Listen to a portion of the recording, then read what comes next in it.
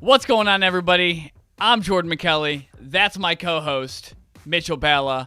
And this is Cover Your Balls. Not only should you cover your balls, but you should also subscribe to this show. You can do that on YouTube. Subscribe to get all the latest videos and debaucherous takes from the both of us. We have a full show. We have a lot of NBA offseason moves that we're going to get into. A lot of mobility happening in the NBA, which is why we like the NBA. A crazy playoff race going on in the AFC and the NFC that we're going to get into. And, of course, we're going to get into some college football, some headlines, topic-related and non-topic-related, and my favorite discussion, which is who has bigger balls. So, Mitch, let's get into this. But before we ready. Thanksgiving's Thursday. You like Thanksgiving? Yeah. You a fan? I love Thanksgiving. Big fan over here. And the thing I love about Thanksgiving is all the food we get to eat. That's why I'm a runner. I love to eat the food. What are your favorite meals in side dishes? Rank them for top 4 to 4 because it is 4 o'clock, and I need to hear your top 4 for 4 of your side dishes and your meals for Thanksgiving. Okay. So I'm going to start at the bottom, work my way up.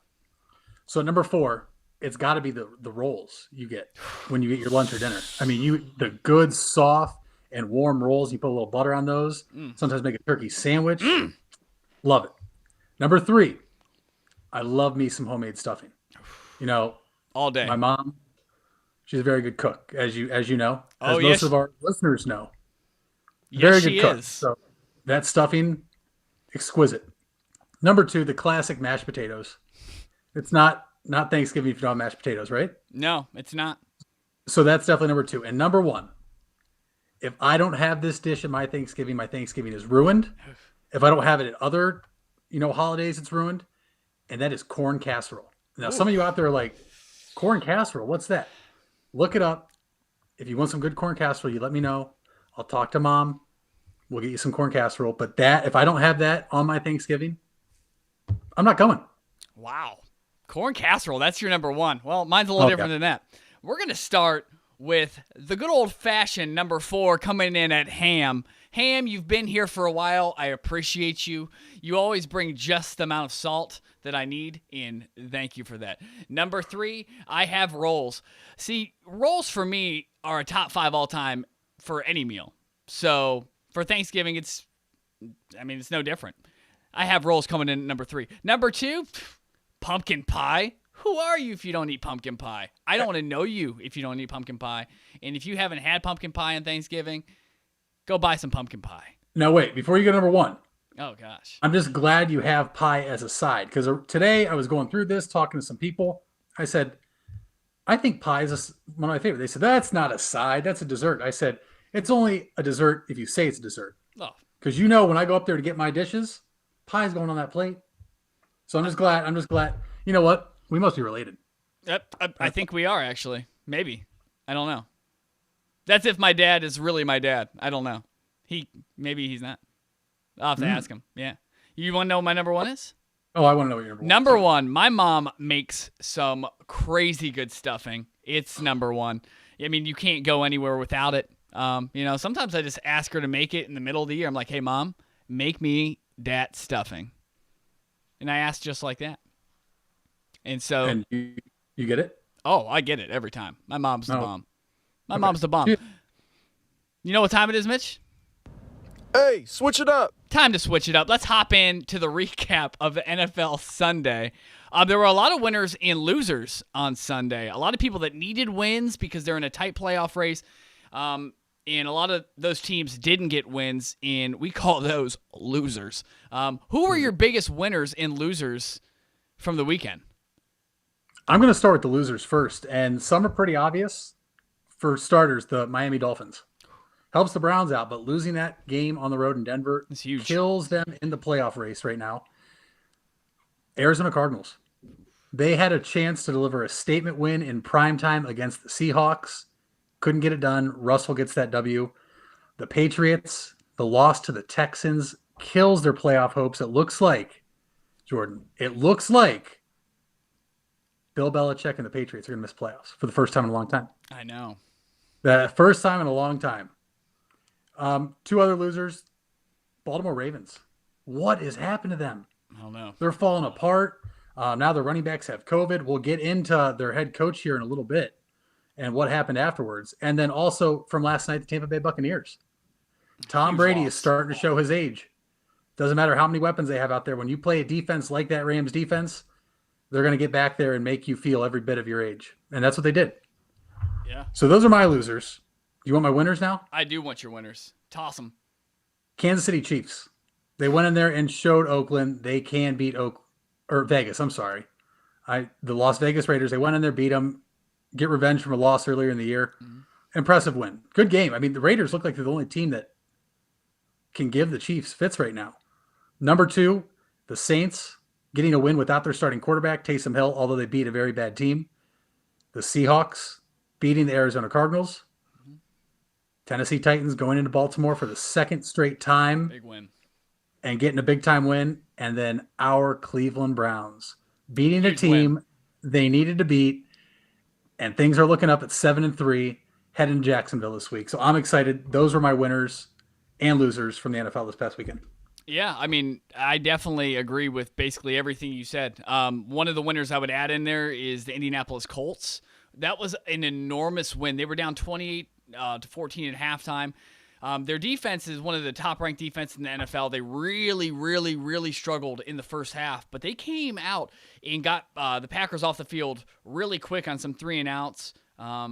They got some field goals and some touchdowns, and eventually they won in overtime. And that was a huge win because now they are 7-3. They're not tied with the Titans. They actually own the tiebreaker over top the Titans of the AFC. They play each South. other this week. Yeah, huge game. It's a huge game, and hopefully for the Browns fans out there, the Colts can get that win because they already own the tiebreaker over the Colts from earlier this year. Another win were the Seahawks over the top the Cardinals. That was huge, just because both of those teams are vying to win their division. So every game is big in that division. When you have a division like the Seahawks and the Cardinals are in, every game counts.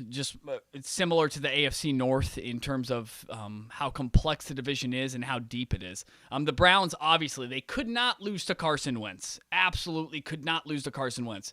You just can't lose to a guy who turns the ball over and who has had 18 turnovers on the year, and he's only played 10 games. So that was huge.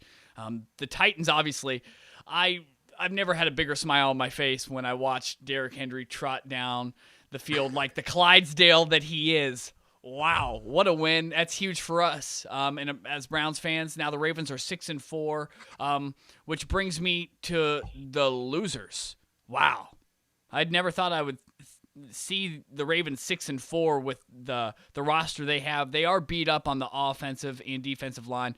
They are missing an all-pro on their offensive line, which is definitely showing. The Ravens are still number 1 in rushing attempts and rushing yards for the season, but they have no passing game. In fact, they're one of the worst passing attacks in the NFL. Lamar Jackson doesn't have a lot to work with, but he's not particularly playing well passing the ball. The ball is looking and coming out of his hands like a Nerf football, and that's not good. The Vikings, I told you they were my sleeper team last week. If they would have won yesterday, that would have been their 4th win in a row. And with the Packers losing and a lot of things happening in the NFC, they would have had a chance to make the playoffs. However, now Adam Thielen will be out looking at this next Sunday for COVID. Their chances at getting into playoffs look grim, very grim. The Dolphins, huge loss. And I wonder what Tua getting pulled out of that game for Ryan Fitzpatrick because he was struggling, if that's going to have any effects moving forward. That's interesting. And obviously the Packers. Mm-hmm. Me and you talked earlier.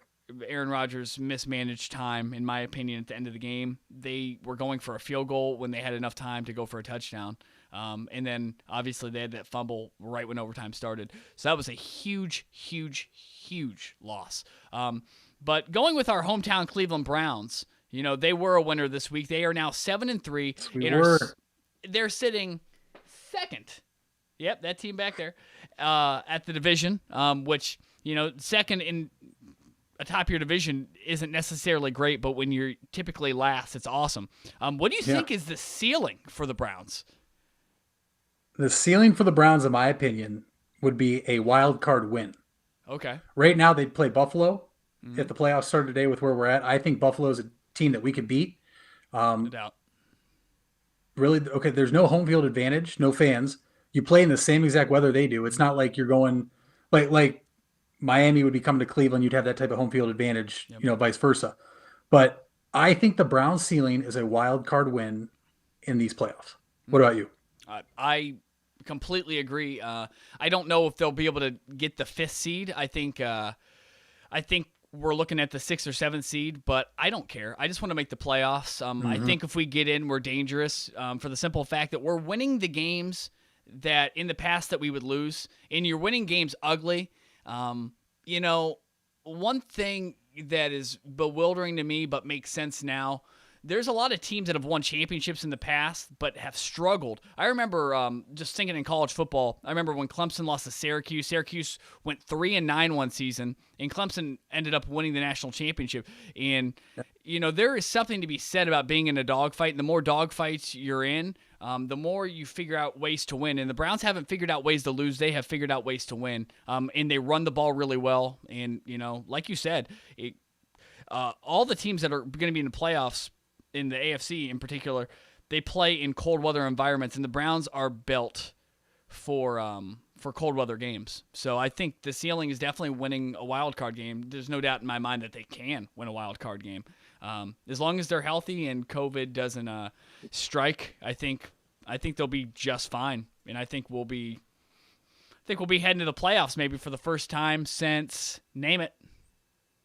02. 02. It's a long time. Long time. Hey, and it looks like we're on the track for our first winning record since 2007. From our Pro Bowl quarterback, Derek Anderson. Yep, that year, I'm pretty sure. Well, I'm not pretty sure. I know for a fact. I won a fantasy football championship with Derek Anderson that year. He had 29 touchdowns and 13 interceptions, and he was just one of many Browns that went to the Pro Bowl that year. We should have made the playoffs. We got cheated in a couple games, one in particular against the Arizona Cardinals, Kellen Winslow Jr. in the corner of the end zone. Don't get me started about that. Or the Oakland Raiders week 3 when we lost in Oakland. That was a bad one. Yeah, we have a knack. The Browns have a knack for losing to Oakland at the most unopportune moments. Yep. But it is what it is. So, with that being said, who do you believe 1 to 10 are your? And I know this is tough, but give me the best team in the NFL and give me your 10th best team and walk me through that list. Okay. Number 1 for me is still going to be the Kansas City Chiefs. I really think they're disinterested right now. I think they know they have a switch to flip on, and they're going to flip it on. I think that's why you saw them lose in Kansas City earlier this year to Vegas. I think they flipped the switch the other night in Vegas. And I ultimately believe their only threat in the AFC is the team I have at number 2, and that's the Steelers, strictly because of that defense. But both teams have to get there first. I mean, last year we thought we were on a collision course for the Chiefs and the Ravens. Ravens get the first round bye and get knocked out right away. So who's to say the same thing doesn't happen for the Steelers, who are in that driver's seat right now? But they're my top 2, and then after that, it's not really close. Number 3, I have the Saints, and I have the Saints there for one reason. They beat Tampa Bay twice, a good football team. Good football team. Sean Payton is apparently a genius without Drew Brees at quarterback. Yeah. They're now 7-0 in the last 2 seasons without Drew Brees as their starter. Yep. So we'll see if that holds off. But I like the way they play defense. They're in a controlled environment. They have the number 1 seed in the NFC right now. So I think ultimately the playoffs will go through New Orleans. That's why they're 3. 4 is the Rams. Oh, they're I tough. thought they had an impressive showing last night. Remember, this is a team 2 years ago removed from the Super Bowl. Mm-hmm. They got rid of Todd Gurley in the offseason. They have a plethora of running backs, and the defense is tough. Man, Myles Garrett might lose out on Defensive Player of the Year because of COVID. It's going to be Aaron Donald again. Aaron Donald is a dominant force. Jalen Ramsey in the secondary. Rams are 4. I still like the Packers. Packers are at 5 for me. I do think they mismanaged the clock against the Colts the other night. 7-3, and you have Aaron Rodgers, who is just magical. I'm still sticking with them. Okay. 6 is the Buffalo Bills at 7-3. I think Josh Allen is really blossoming into a franchise quarterback. Been in that system now this is his 3rd or 4th year. Same system, same coach. And the Bills look like they're on the verge of becoming a perennial year in, year out playoff team. Yeah. 7, and the only reason they're 7 is the Seattle Seahawks. They finally showed us some defense this past week against the Arizona Cardinals. We talked about it last week. They don't play defense. No, historically the worst defense. Yes, they had Dunlap back and Jamal Adams was back. That proved to be a huge boost. And so with that, if they continue to show that, they're going to sit in 7 and only move up for me. 8's the Tennessee Titans. Mike Vrabel's a phenomenal coach. Derrick Henry's a beast at running back. Mm-hmm. They surrounded Ryan Tannehill with some weapons, and they went back into Baltimore and beat them. So they're at 8. 9 is Tampa Bay. I still think there's way too many weapons around them. They've showed glimpses of having, well, they are a top 10 defense, but there's just times they look off. Yeah. But they're at 9 for me. And then at number 10, the Cleveland Browns. Oh, there it is. Because I just, there's people who want to put the Raiders in over them. Well, the Raiders, no, 6-4. Yeah, they beat us. I still blame analytics on that loss. I'm not putting the Colts ahead of us. We beat the Colts. So why would I do that? Yeah. And then the Ravens, they're 6-4, but they look like they're on their way down right now. And we'll see what happens in a few weeks on Monday Night Football. No doubt. I like your list. I definitely have some bigger differences towards the middle to the end. But I mean, 1 through 4, you and I are the same. I had Kansas City at 1 because just like you said, I think they are disinterested. Absolutely. Mm-hmm. I mean, the other night, I swear that Patrick Mahomes let Kansas City get down by a possession just so he could do what he did. Because It was the easiest thing I've ever watched. I was just like he clicked the Cam Newton was talking about Bill Belichick owning the easy button the other day. No. Bill Belichick doesn't own the easy button. Patrick Mahomes owns the easy button. That was the easiest drive of all time, and there was no doubt in my mind that they were going to come back. And I don't know how much time. They were like, well, you gave them too much time. That's not a lot of time for most quarterbacks. I think he had like a minute 25. How much time do you have to give him? 30 seconds? It's ridiculous. Steelers at number 2. They have the best defense. They arguably have the best coach in Mike Tomlin. I love Mike Tomlin. Hate the Steelers, but I respect the hell out of them. Number 3, I have the Saints. If you look at the top of this list, it's all the best coaches. The Saints, Sean Payton, one of the best coaches. He doesn't need a starting quarterback. He just needs time to develop a game plan and plug people in. He has a great system. Number 4, I have the Rams. They do have the best defense, and they just bully you. And come playoff time, teams that dominate the line of scrimmage are often the teams we're going to see in the AFC and the NFC championship. So I have them at 4. At number 5, I have the Seahawks, just because of Russell Wilson. And I think that they will play good situational defense as the season progresses. Remember, we didn't have a preseason OTAs. Defense is, we're seeing all these historic offensive numbers. Remember, defense is a lot, so much more difficult to set up than offense. It's not even comparable. You can't really plug and play as much. Defense is, that side of the ball is much more difficult to coach, in my opinion. At 6, this is where we're really going to differ. I actually have the Indianapolis Colts. I know the Browns beat them. I know. And I want to say that the Browns are better than the Colts. But, man, their defense is really good. And I know they gave up 28 points in the first half to Aaron Rodgers the other night. But it's Aaron Rodgers. He's one of the best quarterbacks of all time. Arguably, in terms of throwing the football, he might be number 1. He's unbelievable. I think that they could win their division. If they do win their division, they're going to be tough. However, if they have to go on the road in a bad environment, Phillip Rivers will be a liability for sure. Absolutely. Because of his arm. He's already banged up right now, too. Remember, he went to the Blue times against the Packers. Yep. Yeah. And he's already not mobile, so that's a huge injury for the Colts. At number 7, I have somebody else who's old, just like Phillip Rivers, and that is the Tampa Bay Buccaneers and Tom Brady. Man, their defense can either be the best defense in the NFL or they are the worst defense in the NFL. Holy smoke. One thing to note about Tampa Bay is they are terrible against the pass. And that's why last night, if you watch that game, Jared Goff had over 50 attempts. And it's not because Jared Goff is an MVP-style quarterback. It's because Tampa Bay is just that bad in the secondary. And they Jared Goff tried to give them that game, and they just didn't want to take it. And so I have Tampa at 7. man, when you get pressure on Tom Brady, he's just not the same quarterback. And I think Nope. we've seen that. We've seen them get blown out, and I can't put a team that gets blown out. I mean, none of those 6 teams above Tampa have got blown out.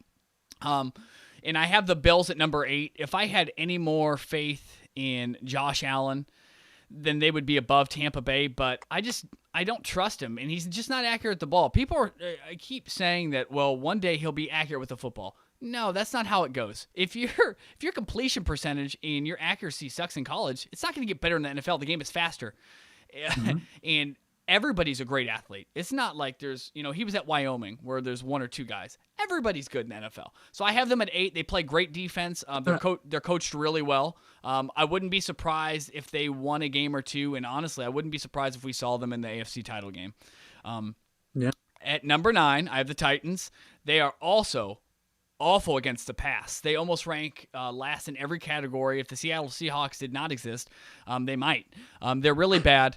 But I trust Vrabel to turn this ship around, and he has for the most part. Big one against the Ravens. They had to have it. They could not lose that game. Mm-hmm. A big matchup coming up here against the Colts. Not only is that a big matchup, but they're going to have a matchup with the Browns coming up that is going to be huge because the AFC is log jammed right now, and it's really, really, really close. And they're going to have to at least split those games. I have them at 9. At number 10, I have the Raiders. Man, they are a tough football team. I don't want to play them because they're just going to knock you around. They are super tough, and I don't like playing physical teams like that because they push you around the field. And I think they're tough. John Gruden is finally coming into his own here. I almost said David Carr. No, not David Carr. Derek Carr is not turning the ball over.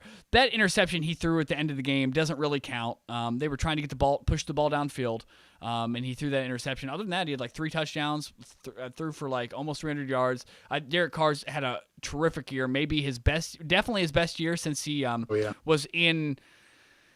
He was, trying to win MVP one year before he got hurt. So this is his best season since then.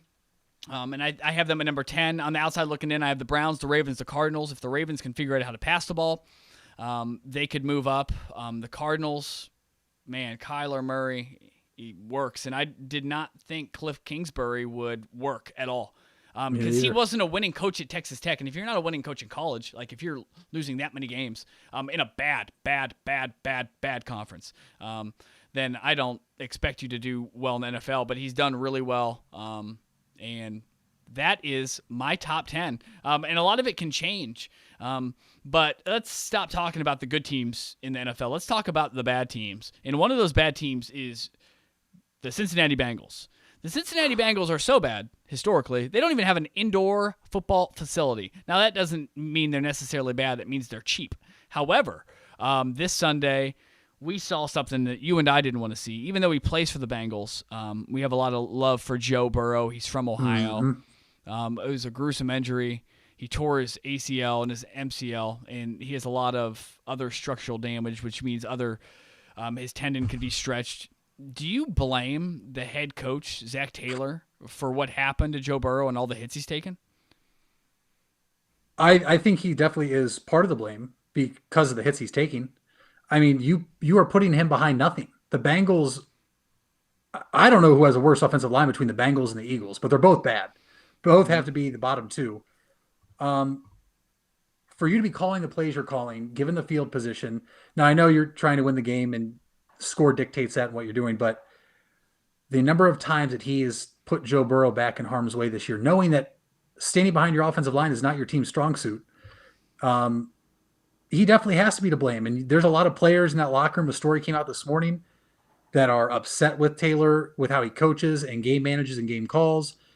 A lot of the coaching staff is not liked. So there's a lot of dysfunction in Cincinnati. Ultimately, it was a freak injury, though, that happened. So, I mean, you don't blame for that at all. But I don't know. I think there's blame to go around with that whole entire coaching staff for some of the team's performance and ultimately putting Joe Burrow in harm's way. Yeah, their personnel is not great at all. Not at all. And that's one of the reasons why so many analysts and people before the draft were, asked the question, does Joe Burrow, like Eli Manning did when he was going to go to San Diego, does he say, hey, don't draft me because I'm not going to play for you? Does he pull a stunt like that? And it's looking more and more to me like he should have done that. And I know that makes you look like a prima donna, but, I mean, outside of professional sports, don't you get to pick where you work, right? You get to pick where you work. Yeah. And so it's not – I wouldn't have looked at Joe Burrow for being a prima donna if he would have made that move.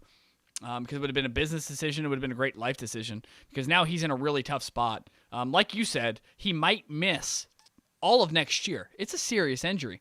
And why rush back? It's not like they're going to make the playoffs or make a push. They're in the toughest division of football. No doubt. I think it is. And so I don't blame Zach Taylor for that because, they just don't have the personnel, and I don't know what he's supposed to do without offensive linemen. And Joe Burrow did hold on to the ball a lot. He holds on to the ball a little more than he should. However, that doesn't warrant for what happened to him. And I'm not an anti Zach Taylor fan, but he definitely takes some blame for that. And probably, it makes sense. He should. He's the head coach. You should put your players in a position to succeed, not fail. And he failed Joe Burrow.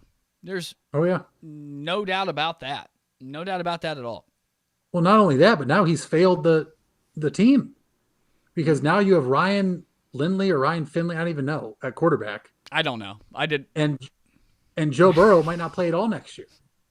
No. So, and who's to say, we talked about this the other day, the mental aspect for Joe Burrow coming back from that type of injury too. That's a killer. A torn ACL and MCL is one thing. Now adding in structural knee damage, that's a whole other. So, we talked about before the draft, should he have held out? Who's to say he doesn't now if they don't start building an offensive line to protect him once he comes back? Yeah, and I don't think they're going to be relevant in that division at all. So the Steelers aren't going anywhere, even with Ben Roethlisberger. The Steelers will find another quarterback. Lamar Jackson's a long-term quarterback. Baker Mayfield is a good quarterback. So I don't think their winning is in their future. So I wouldn't be surprised if in the next year he tries to force a trade. Now, if that's possible, I don't know. But I would. I wouldn't want to play in Cincinnati. Cincinnati's a great town, but it's not a you don't have the facilities, you don't have the money, and their owner has shown time and time again that he's not willing to spend the money capable of putting together a playoff team. So it's not surprising, and it's he should try to move on if he can. I'm not sure if he can or not.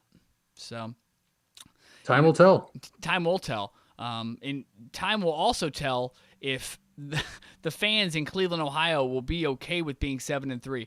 You know what, Mitch? I've never seen this many disgruntled Cleveland fans for the amount of winning this football team has done. We have sucked for so long, since Bernie Kosar. Like, in Brian Sight, we've been so bad, and fans are just so upset that we're 7-3. Do you think that they're too critical of the Browns? Yes, they're absolutely too critical, and there's one reason why, and you touched on it earlier. The Browns are winning the game. Mm-hmm. They're not fancy enough. They're doing it in ugly ways, right? Yeah. Nobody wants to sit there and watch us run the ball. We do. I love Nick Chubb. I love Kareem Hunt. I love our style of play. But most fans now want to see Pat Mahomes throw a sidearm pass for a 20-yard gain or watch these just 500-yard passing. Why? This isn't college football. We're not competing for the college football playoff where you have to get style points. You just win and you're right. Yeah. So I don't know why fans are critical. Baker Mayfield doesn't have a touchdown in the past 3 games over a month. He hasn't thrown an interception. So, what do you want? Are we winning? Yes.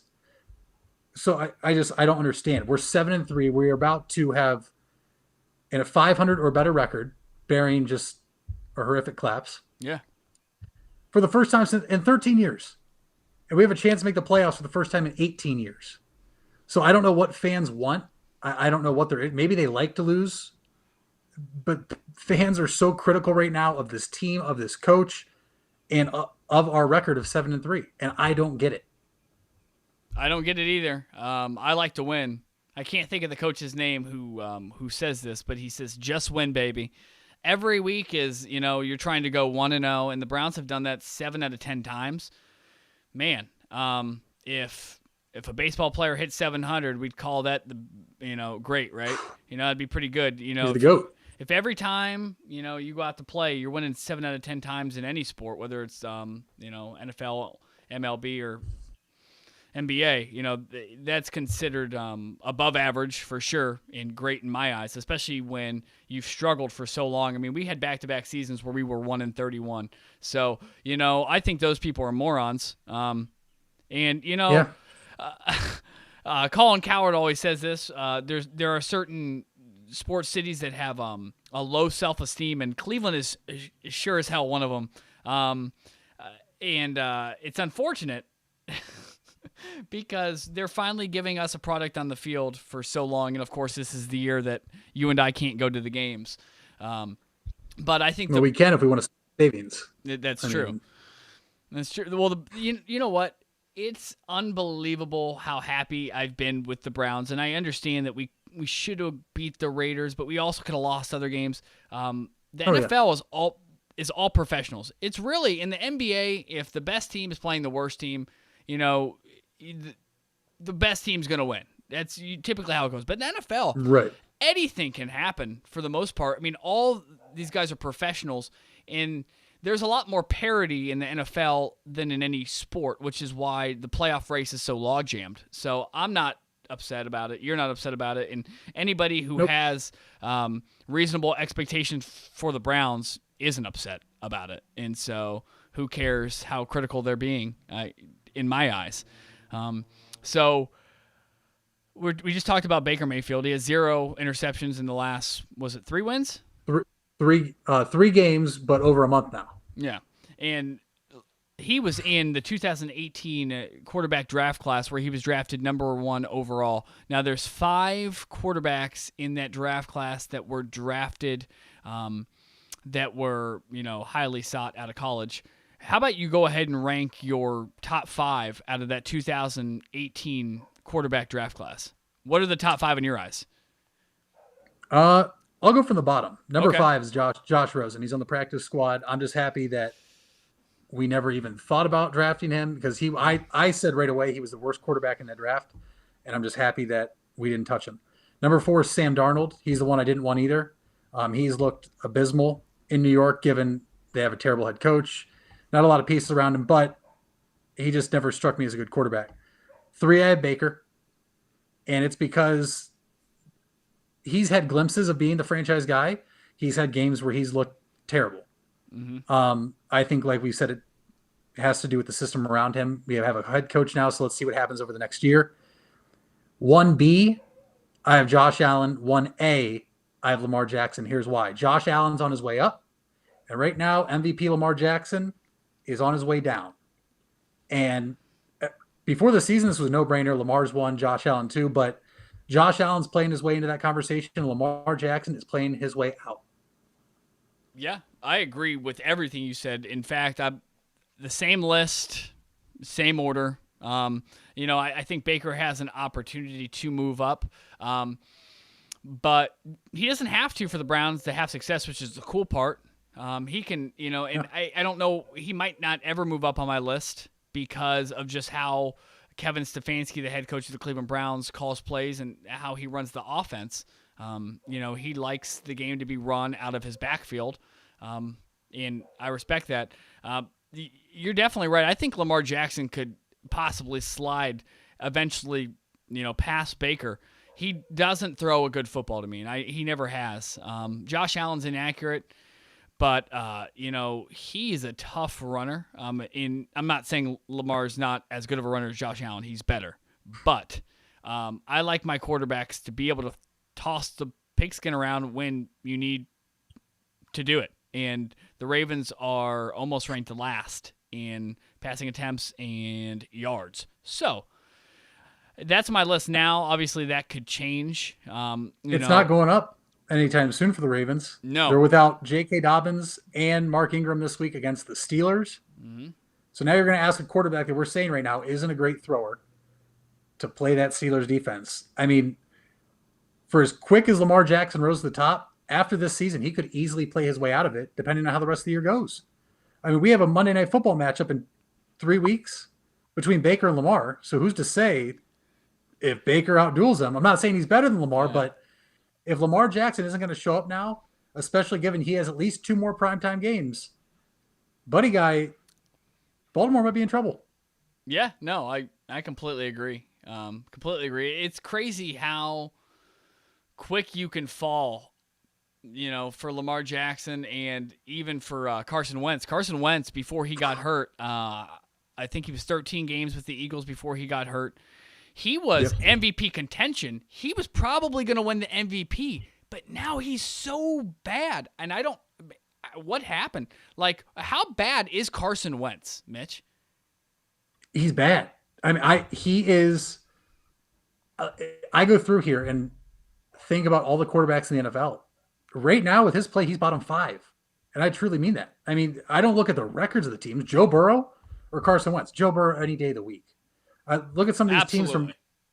I mean, and people are going to hold the records against them. I don't care. I mean, look, Carson Wentz overall is a 35, 30, and 1 quarterback. That includes 1 year where he had 13 wins before he left for an ACL injury, right? He has the worst completion percentage of his career. Mm-hmm. In his first 3 NFL seasons, he threw 21 combined interceptions. This year, he already has 14. You said earlier in the show he has 18 turnovers now, so include the fumbles he's lost. Yeah. Leads the NFL in interceptions. He's in the worst division in football and can't even look good. And we're talking about a Cowboys defense that gives up so many yards that let's put it in this perspective. Him and Daniel Jones are the only 2 starting quarterbacks in that division that started this year. Granted, the other ones left. Well, Dak left because of injury. Haskins got benched. Yeah, but quick. And Wentz could still be the savior if the Eagles win 2 more football games, because that NFC least is going to get a team in the playoffs. I mean, he is great guy, great personality. He's a man of God, and it's obvious that he is because you can tell that he hopes and prays before he has to throw the football or when he's trying to read a defense. And that's all I can say. I mean, Carson Wentz is bad.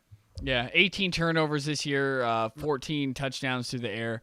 His quarterback ratio is he has a lower, the only quarterback in the NFL who I think may be worse is Sam Darnold, and Sam Darnold has a better passer rating by 0.4. Carson Wentz's passer rating is 48.4. That is abysmal. That's okay, not good? Not good. It's unbelievable. Not his pass rating. I'm sorry. His QBR is 48.2, not 48.4. His pass rating is 73.3, which is also bottom of the league. I mean, if you put in backups who have had, more than 50 attempts, actually 75, I think, when I look through, he's at like the bottom 50. He's definitely, I think, the worst starter in the NFL. And one of the reasons is because they've had 9 different starting rotations on the offensive line, and obviously no one's going to be successful in that. But their defense is keeping them in games, and then he is just throwing the ball in the air. Like, if he's going to get sacked, he's gotten sacked 40 times this year, and when he's about to get sacked, he just throws it in the air. Interception.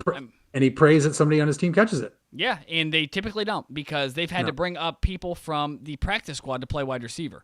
But that doesn't it doesn't take away how bad he's played. And I was so confident that the Browns would beat the Eagles that it was unbelievable. Because of Carson Wentz, and he's very, very bad. And there's a lot of controversy going on because a lot of people are saying, hey, start Jalen Hurts, which I don't think you can do. A lot of controversy in Philly, but also a lot of controversy at the end of that Ravens-Titans game. What in the heck happened between John Harbaugh and Vrabel at the end of that game? I don't know, but I think it only helps provide more of a case that both Harbaughs are sore losers. And obviously you can tell that they are related. They are sore losers, and it's known. I just don't understand how you don't shake the coach's hand at all. Mike Vrabel took it like a champ, brushed it off, just took off the other way to the locker room. He said, hey, I'll go celebrate with my guys. But I don't know what happened. Before the game, you saw Harbaugh was jawing with Malcolm Butler, the Titans. Because they were breaking it down before the game on the Ravens logo, which is something you typically do not do as a professional, especially before the game. Before the game, yeah. Yeah, and I think that could have been why he's really upset. And honestly, if Vrabel could have told them to do that, because that's a real alpha move, and that's something that he's done in the past in other areas, which I loved the move because I really don't like John Harbaugh, and I love Vrabel. Oh, yeah. I love him. And I think that's why the Titans play such a physical, football game on both sides of the ball. Is because of him. He's one of the best coaches in the NFL. He's had some tough weeks because of his defense this year, but he's done an incredible job, and I'm really looking forward to see what happens if those two meet in the playoffs. Because honestly, I think they may. Oh yeah, Hey, switch it up. Ho! I'm sorry. I think it's time to switch it up. I think we've talked All right, about the NFL for quite some time. Let's hop in to the NBA offseason. Man, I've never been so excited about the NBA. There's a lot of moves going on in the offseason right now, like a ton of moves. Not just trades. Free agency opened up last week, and a lot of people are moving around to teams. Well, who do you think are the best top 3 offseason moves so far, either trades or free agency pickups? The top 3 I have, and I work from the bottom up. So number 3, I have a little bit of a tie. I would say overall, though, the Suns get it by adding Chris Paul, one of the best point guards of all time, pairing him in the backcourt now with Devin Booker, a Suns team that was already young, with Monty Williams as coach, and they showed out in the bubble. I really love that move. Although I don't want the 76ers not get any credit, given the circumstances they're in with Daryl Morey now going there, Doc Rivers the head coach, getting Dwight Howard as backup center, who's at the end of his prime, but he's still serviceable. Adding Danny Green, who could occasionally make a shot, and Seth Curry now to pair with a point guard in. Why can't I think of his name all of a sudden?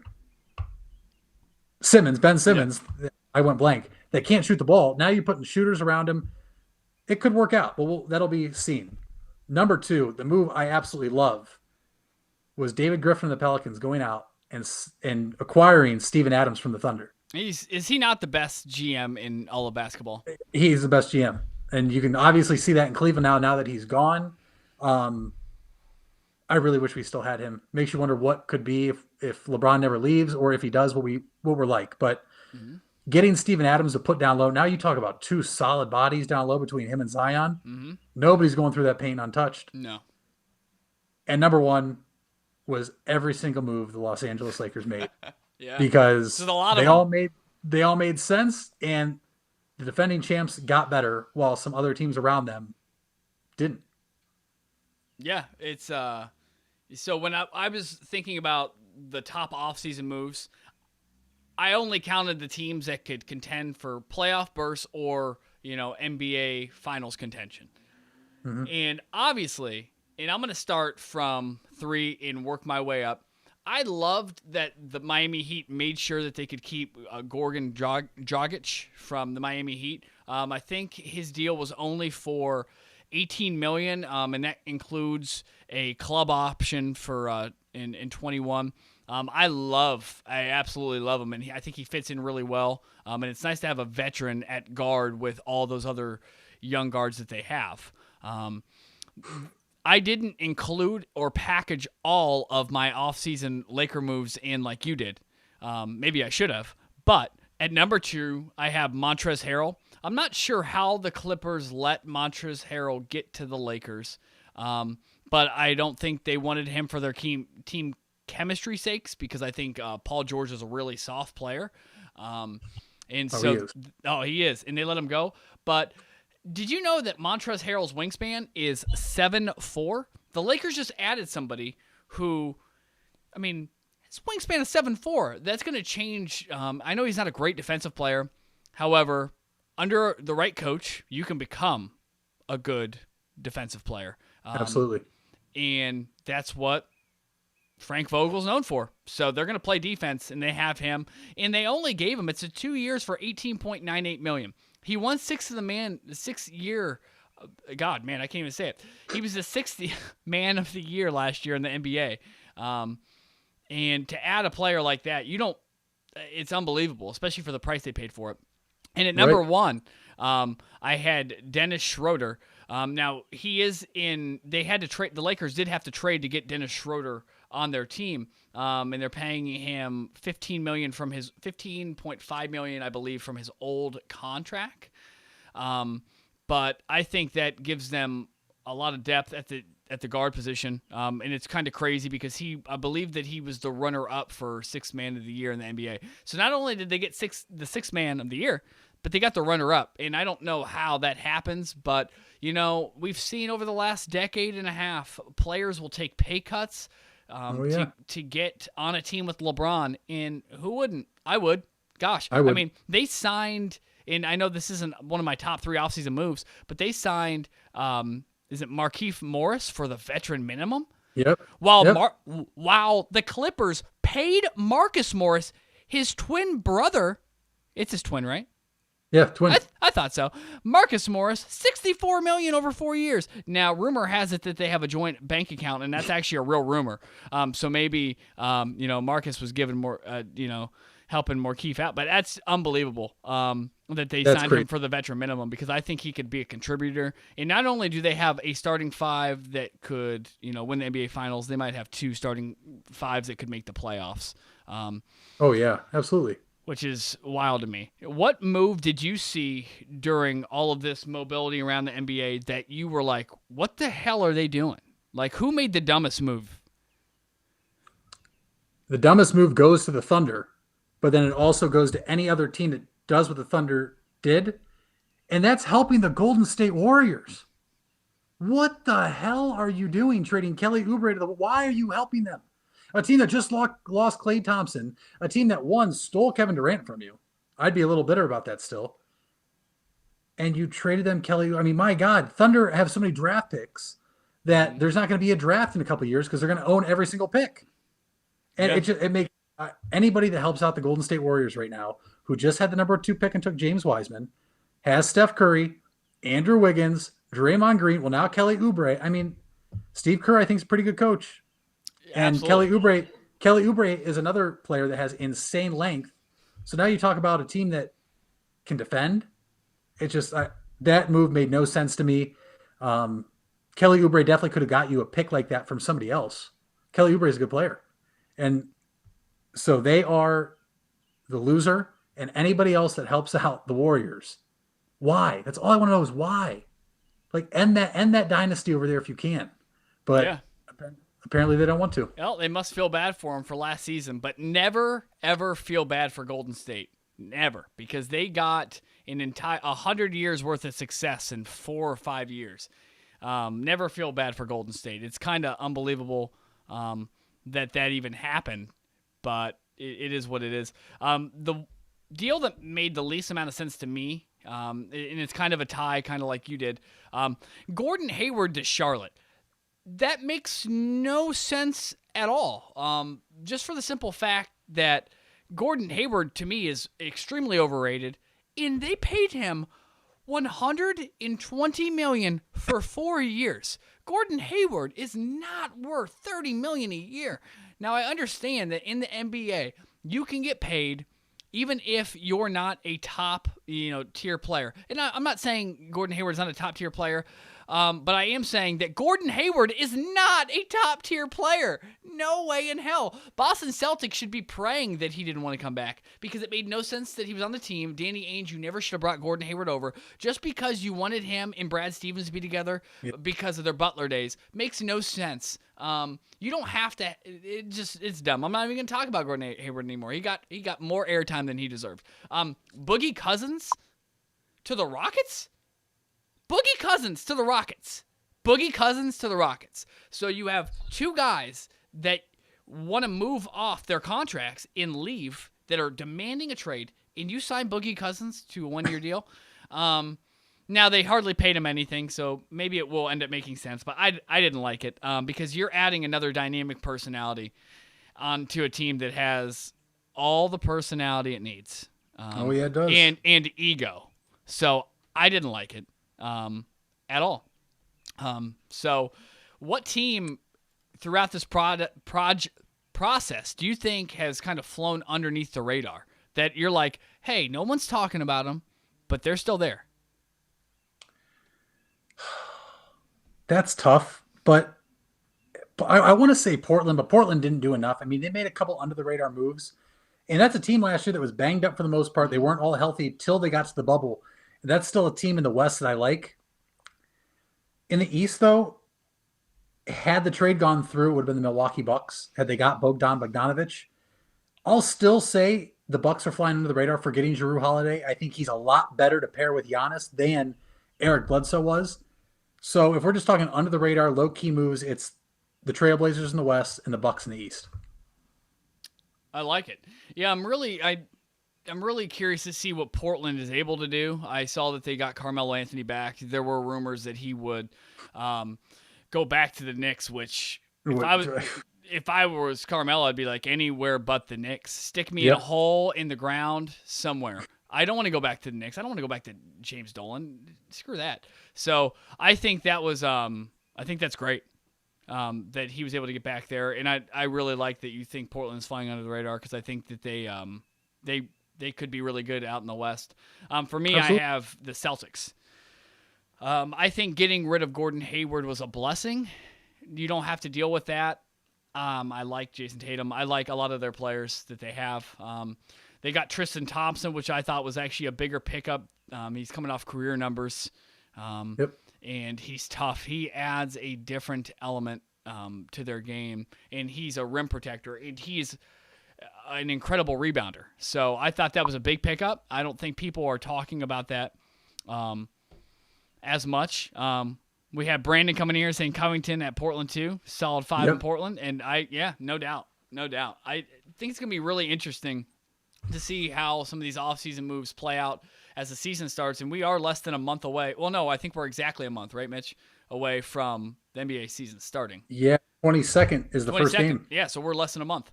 Today's the 24th, so we're moving fast. And there's a lot of bad teams that made some moves to help a lot of good teams. One of those bad teams is the Cleveland Cavaliers, which sucks because that's our hometown team. But, man, they're – how, did the Cavs – are they title contenders now that they got JaVale McGee from the Lakers? Absolutely. You're looking for all the title experience you can get. JaVale McGee just won a championship. You re-sign Matthew Dellavedova, who won a championship. Kevin Love's won one. I mean, you got to bring in the guys that have been there, done that, and look what they're doing. Kobe Altman, after his great draft pick of Isaac Okoro, the guy that cannot score, I think that we're right back in the playoffs for who gets the number 1 pick. What a bad basketball team. The Cavs continue to make moves that don't make sense to help other teams out, and I'm over it. I don't get it. Have you ever heard of the guy they signed yesterday from the New York Knicks? Do I want to know? No, because I didn't even know who he was when they signed him. What's his name? I couldn't even tell you because I didn't care. No. Because and you know what? You want to know the kicker? He's a guard. I mean, are we trying to sign every guard possible? And a 7-footer, and that's it. Our last 2 high draft picks were guards, so maybe we are. Maybe that's exactly what we're trying to do. I'm just looking forward to Matthew Dellavedova throwing an alley-oop up to JaVale McGee and us slamming it home in front of 2,000 fans and us still being down by 40. Yeah, I miss Delly, and I'll also miss Tristan Thompson. Because he signed his 2-year deal with Boston, which I'm happy for him. Anytime anybody leaves a Cleveland team and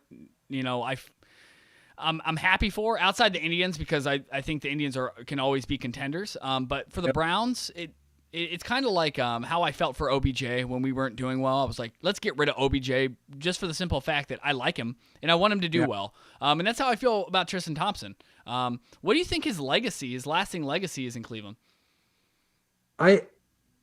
He's going to have a lasting legacy, and so I'll ask this after I run through some of the numbers, but 8 seasons as a Cav, 619 career games.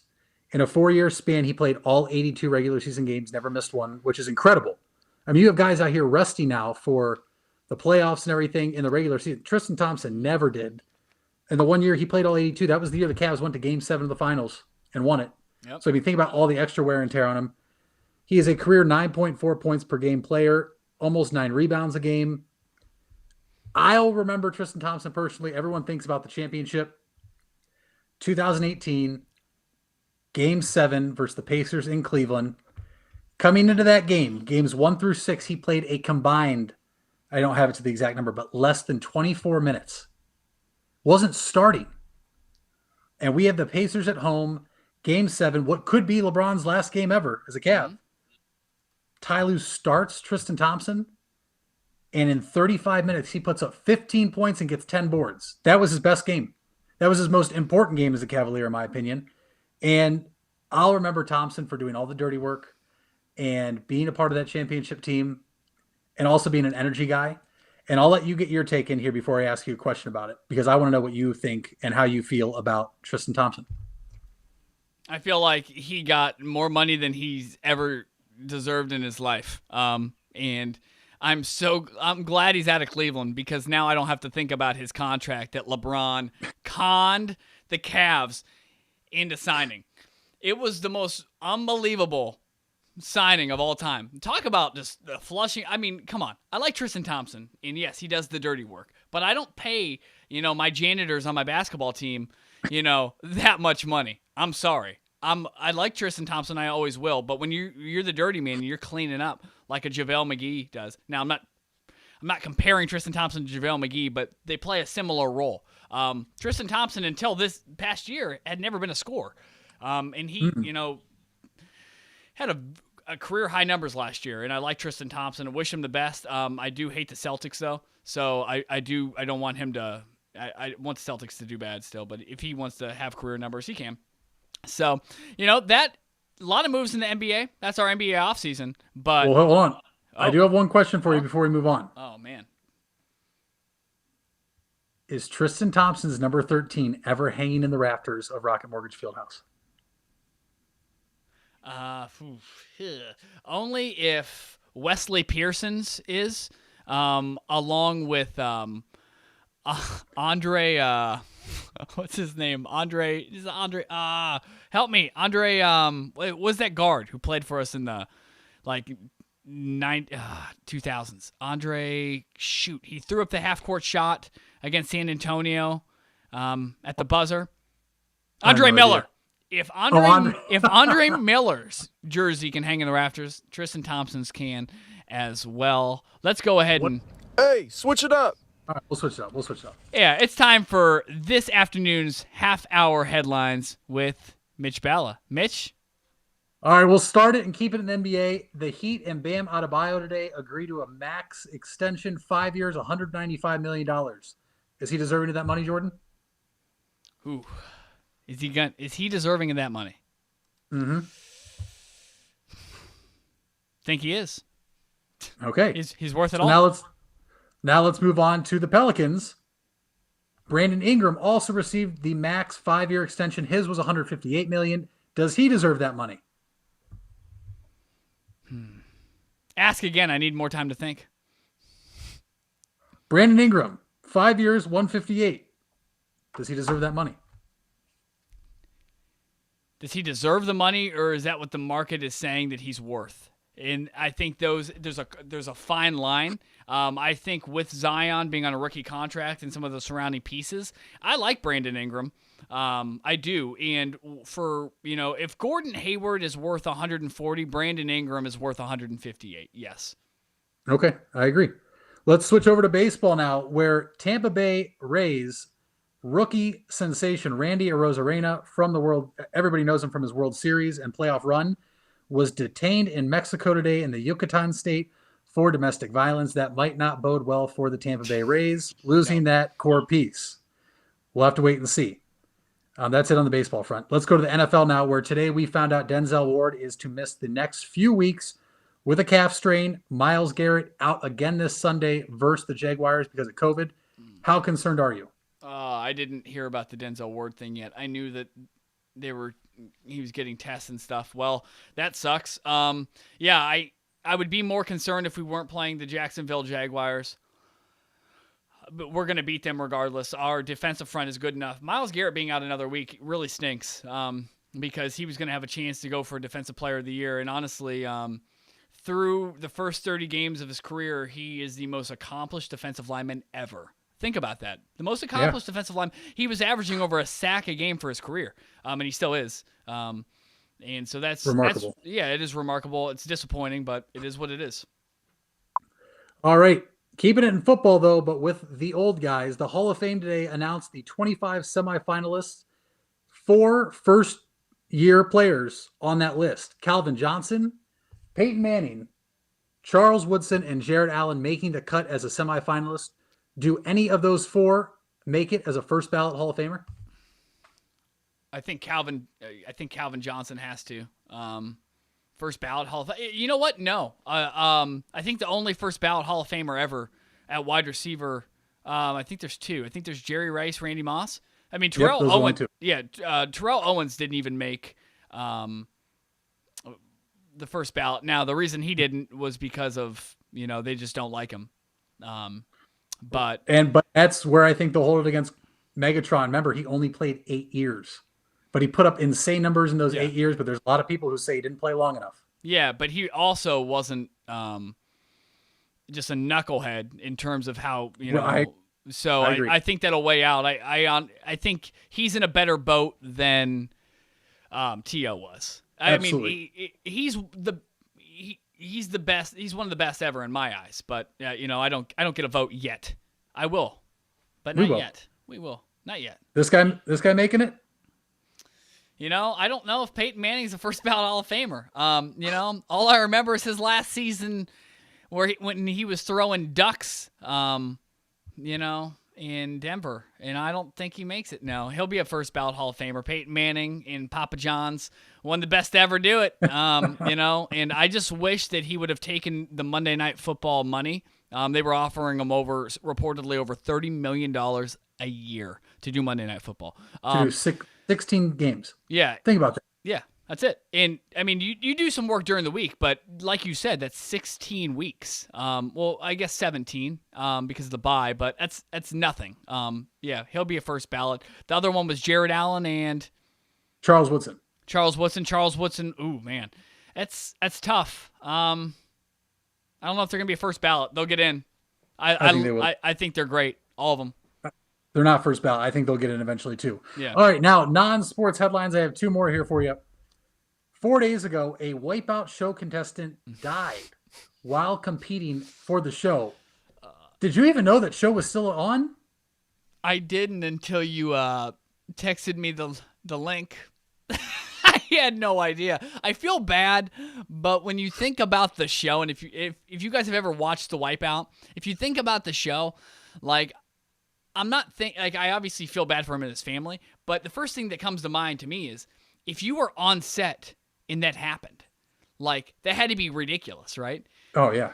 Yeah, that's rough. It's a rough day to be on Wipeout. Right. I didn't even know the show was still around, but apparently it is, and not doing too hot. Rough. Speaking of hot, my former ex-imaginary girlfriend Megan Fox and Machine Gun Kelly made their relationship red carpet official at the American Music Awards over the weekend. Oh. Power couple? How do you feel? Power couple? I would say yes. I'm not a huge Megan Fox fan. However, when she was in New Girl for a couple episodes, I came to like her a little more. I do like MGK. Not as much his music as much as I do off the air because I've watched interviews with him and I think he's a pretty stand-up guy. So, and he's best friends with Pete Davidson, and I like Pete Davidson's comedy. So, yeah. And, replying to Sam asking if the contestant on Wipeout died on the big balls. I don't know. Hopefully he was covering his balls, though. And that is today's afternoon headlines. Thanks, Mitch. Hey, guys, we're going to hop into some college football. It's not going to be as long as the NFL and the NBA segment, but we're going to hop in anyways because even though there hasn't been a lot of games played yet, there's still some football to talk about. This past week, Ohio State just got past Indiana. Indiana was ranked 9th. Ohio State was ranked 3rd. Now, Ohio State was coming off a week where they had a bye because of COVID. Do you have any major concerns, Mitch, even though the Buckeyes are 4-0 after their showing against Indiana? Absolutely. The defense concerns me a lot. Yeah. And I think the solution is simple. Ohio State, the past, give or take 5, 6 years, has had a dominant defensive pass rusher. I'm not talking about the front four. I'm talking about Joey Bosa, Nick Bosa, Chase Young. You don't have that this year, where when you could do that in years past, you left your solid corners out on islands. And their pass rush isn't getting there now. And right now, our corners are struggling. Sean Wade does not look like a top 10 pick. Oh, absolutely not. At times this year, he doesn't look like a first round pick. And that needs to change.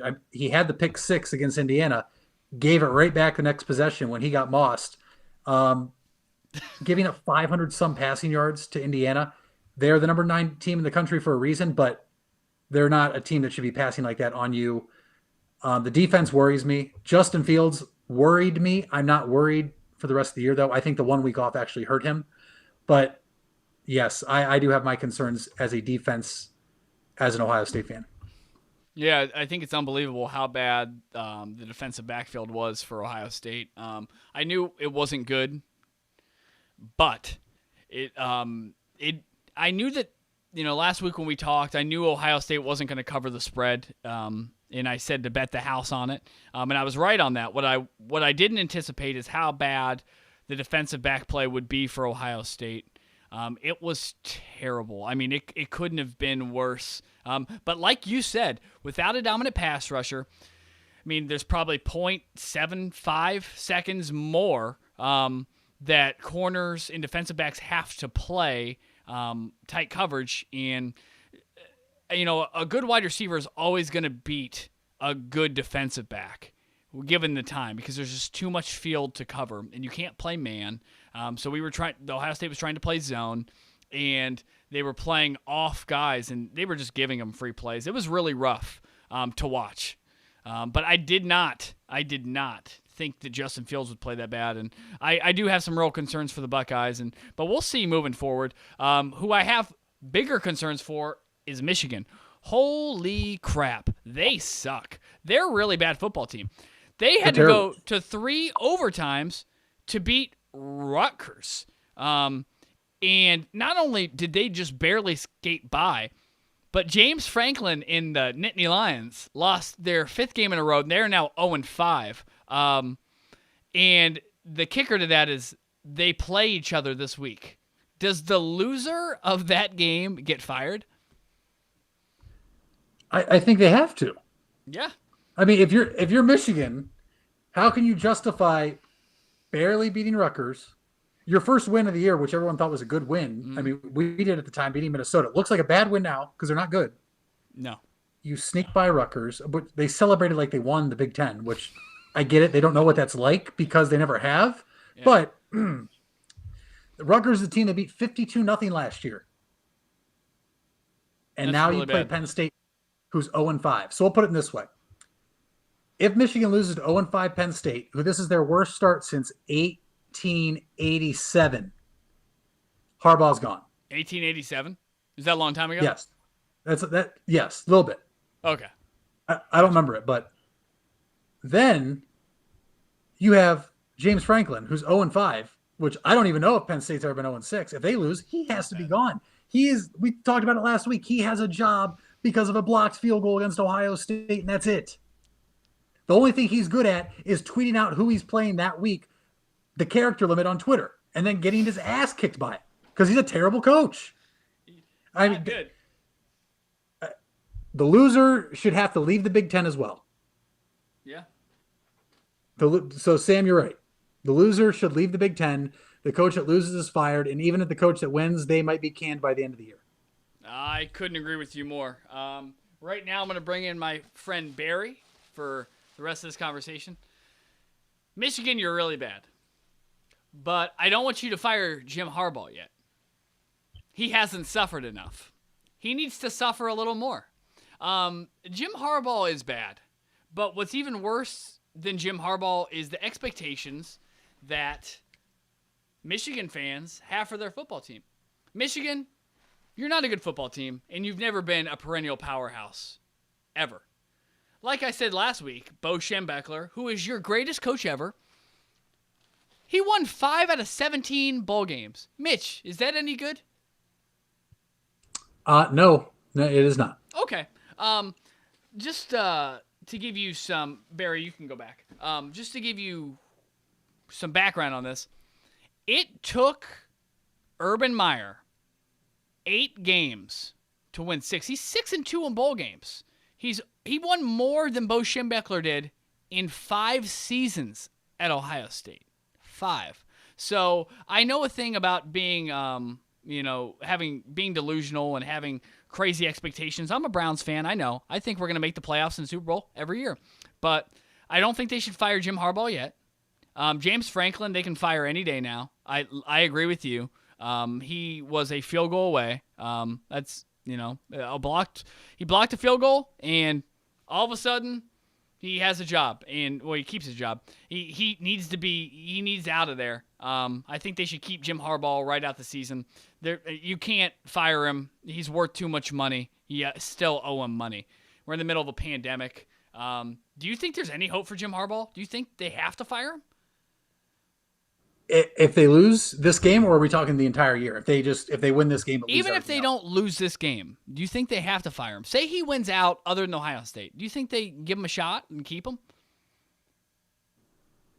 I think there's a shot they keep him. I think right now, though, all signs lead to him being fired and probably going back to the NFL where he had success.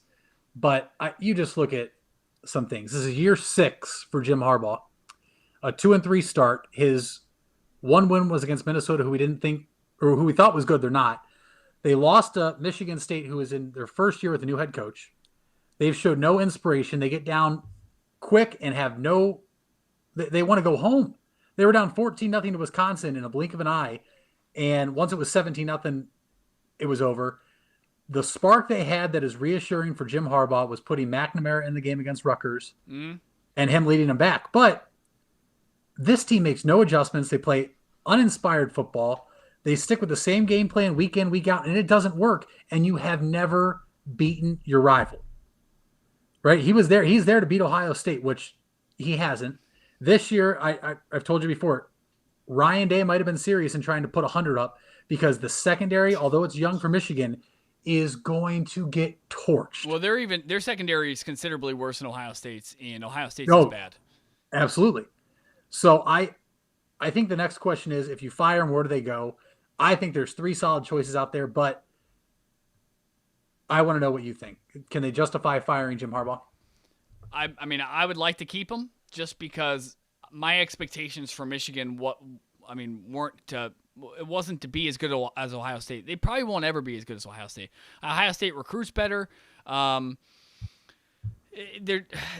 just have everything that they need. They have everything they need. Everything.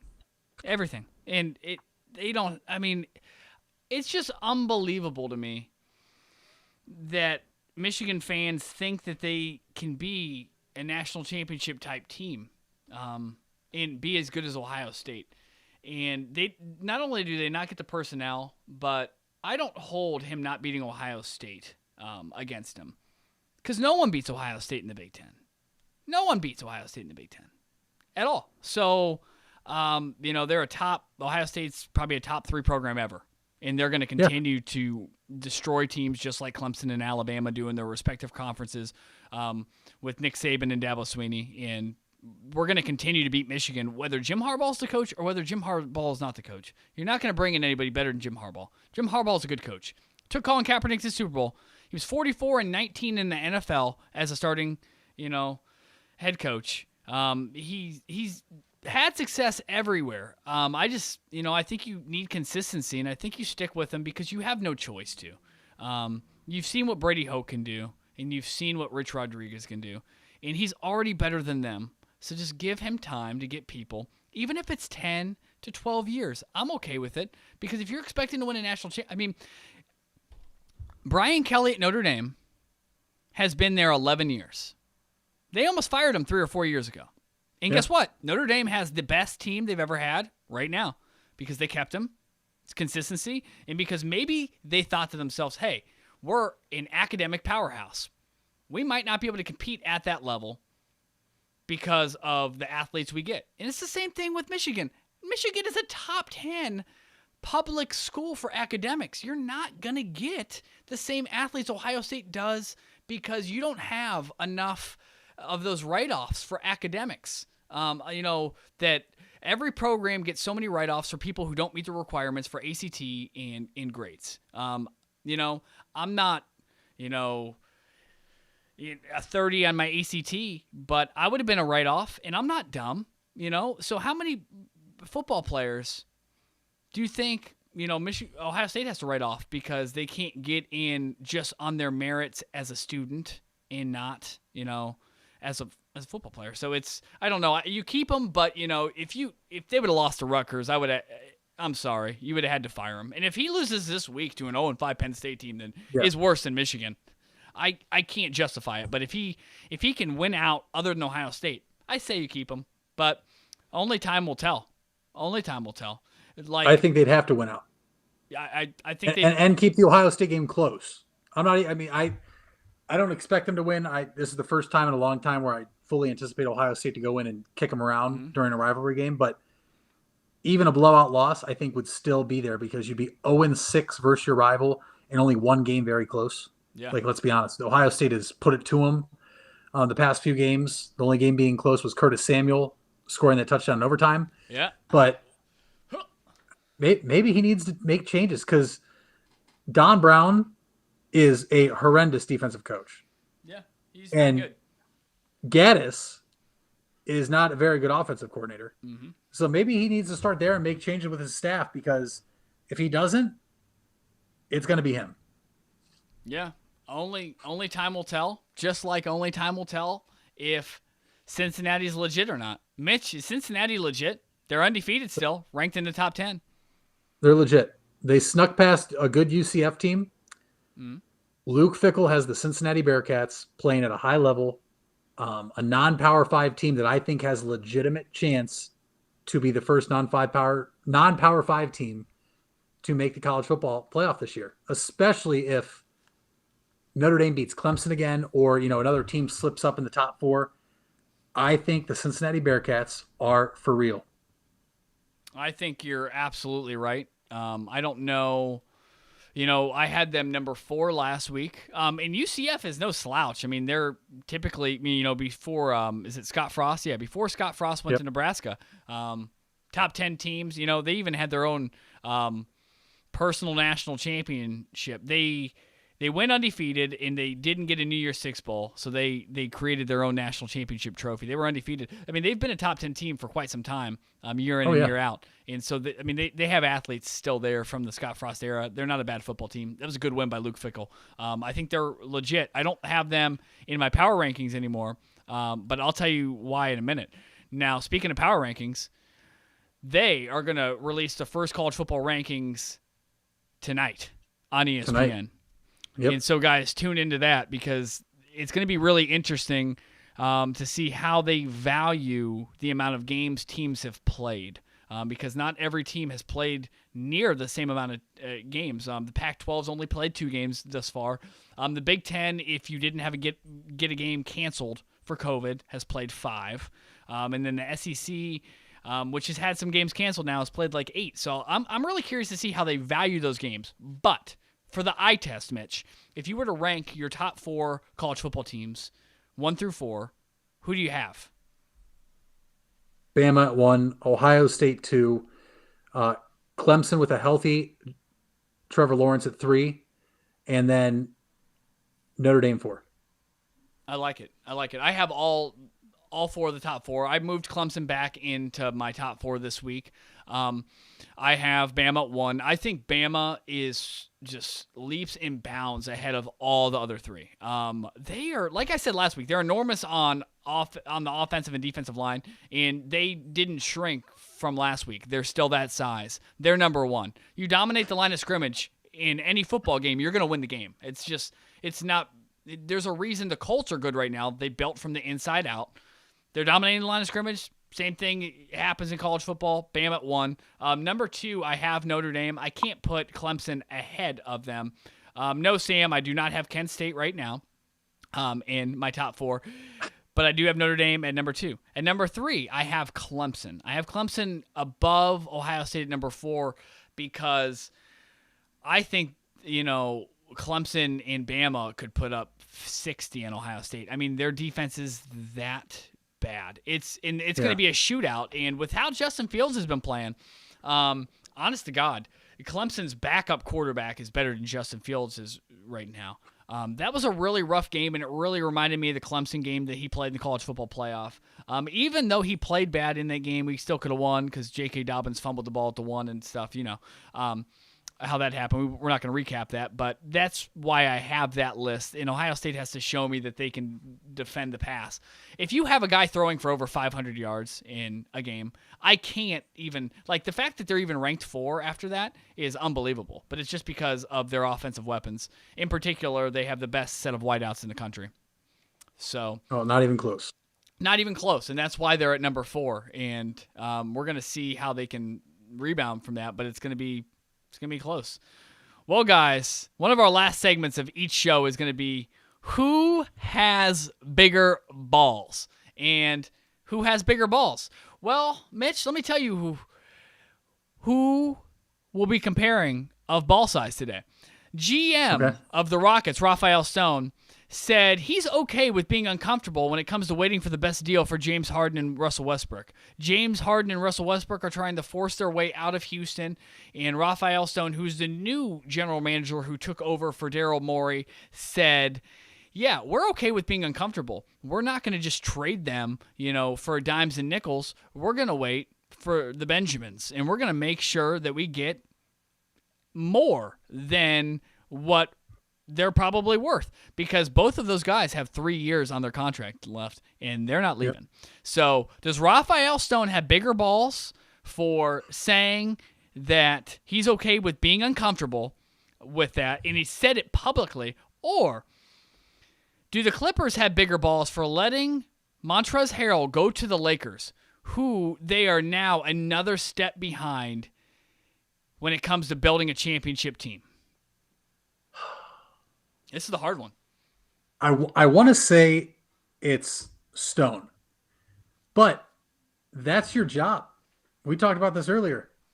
Your job is to make the team the best it can possibly be. And if you're not getting the right players and pieces for James Harden or Russell Westbrook, then why would you trade them if they're under contract for so much longer? And if you're the Clippers and you already thought you were better than the Lakers last year, but all your poor excuses came up. You let the 6th man of the year walk literally just across the hall to the other locker room. And now you're going to see him in the playoffs. If you guys get there. I mean, once again, playoff Pete chokes. Kawhi is not on that conversation anymore for top 2 player in the league because he choked. It has to be the Clippers for letting Montrezl Harrell walk. The Clippers have bigger balls. Stone is doing his job. The Clippers right now are doing their job in a poor manner. Couldn't agree with you more. Guys, every week I have to hit this button, and I didn't hit it for this segment. So before I give you my take. Who has bigger balls? Who does have bigger balls? It has to be Raphael Stone. It doesn't surprise me that Montrezl Harrell, they didn't get him back just because they're trying to appease their two superstars who are super soft. Paul George is soft because he's soft for so many reasons, and we don't have enough time to talk about all the reasons Paul George is soft for. But the fact that Raphael Stone came out publicly, and this is his first year as the GM, and said that. It's his first month. In his first month. In his first month, correct. That takes a lot of balls. Let me tell you that. And so I'm going to go with Raphael Stone, who has bigger balls.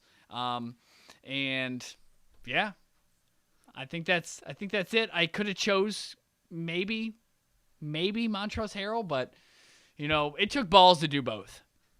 Oh, absolutely. Well, guys, this was the second episode of Cover Your Balls. We hope that you continue to cover your balls Monday through Sunday because it's important. And because you have to. Not only do you need to cover your face with masks in public, but cover your balls. Yeah, I'm Jordan McKelley. I'm Mitch Balla. And we're the Cover Your see- Balls crew. And we'll see him Thursday. Yeah. We will see you guys Thanksgiving afternoon at 4 o'clock during some of the NFL games. Don't watch the NFL games. Watch us, because we're going to help you cover all your sports balls. Thanks for tuning in. We're out of here. See you when we see you.